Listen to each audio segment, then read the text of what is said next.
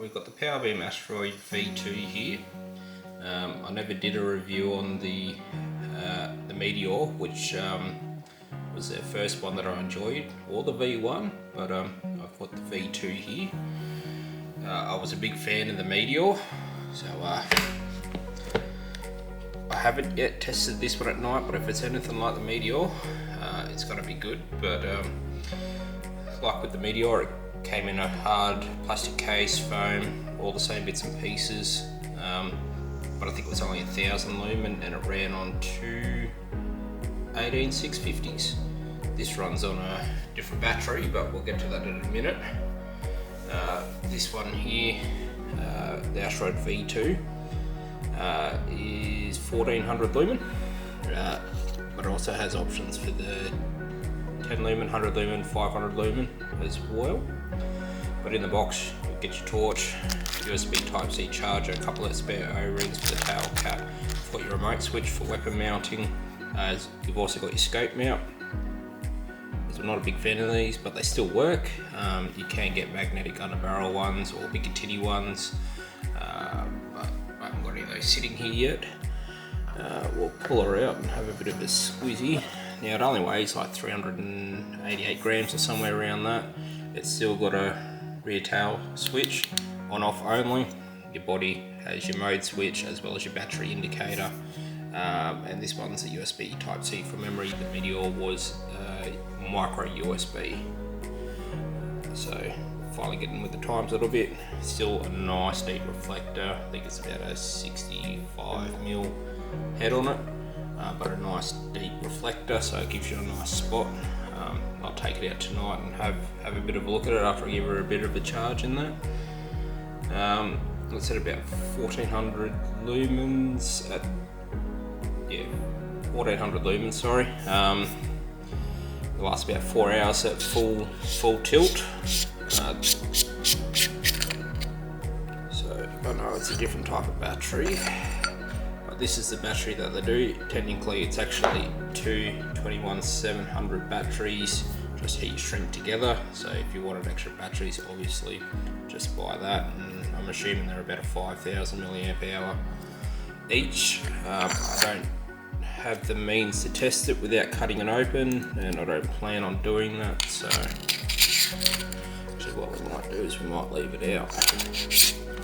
We'll have to charge it in a minute. As I said, nice simple on off. As you can see, that went orange, so we're probably near the end of the life on this thing. Switch her off, back in there. The remote switch is pretty well basic, just that simple, momentary. Nice and easy actually. Well, and it actually comes with a right angle plug, so that's pretty good in my opinion. Let's open up this port here.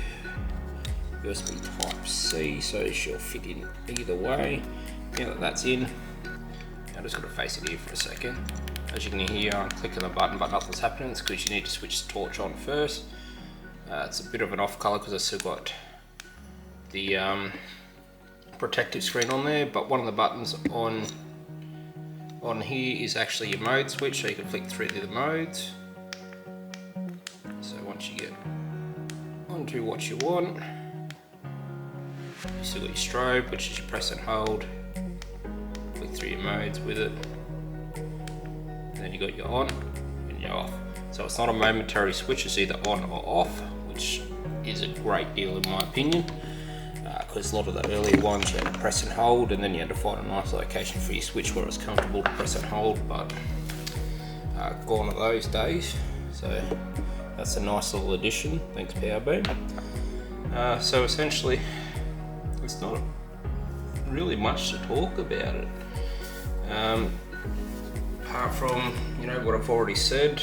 I told you it was about 4 hours battery life at 1400 lumens, but you'll get 330 hours out of it out of the lowest setting.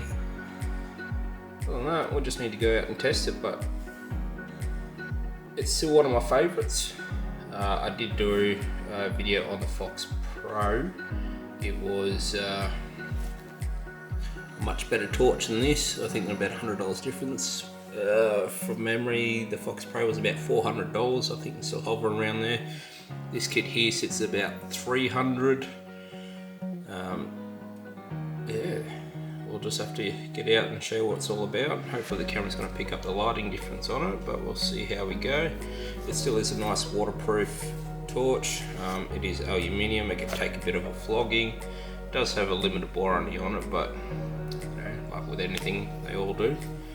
And it does come in a nice case.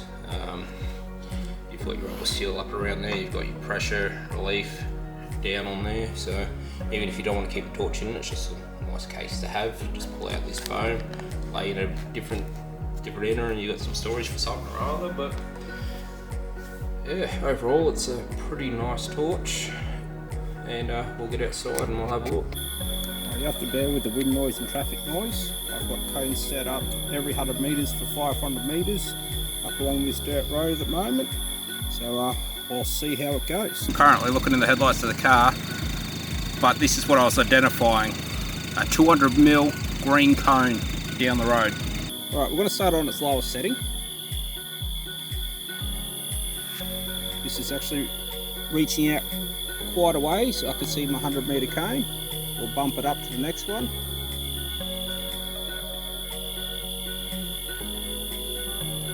Oh, I can see my 200 metre.